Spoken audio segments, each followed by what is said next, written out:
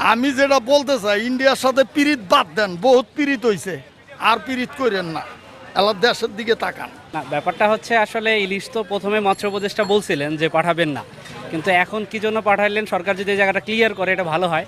আর তারপরে কথা হচ্ছে যে আমরা আওয়ামী লীগ সরকারে এত আত্মত্যাগের বিনিময়ে আমরা তাদেরকে হটাইলাম, এবং ভারত যে আমাদের উপর একটা দাদাগিরি দেখায়, এই দাদাগিরির বিরুদ্ধেই তো আসলে আমাদের এই আন্দোলন।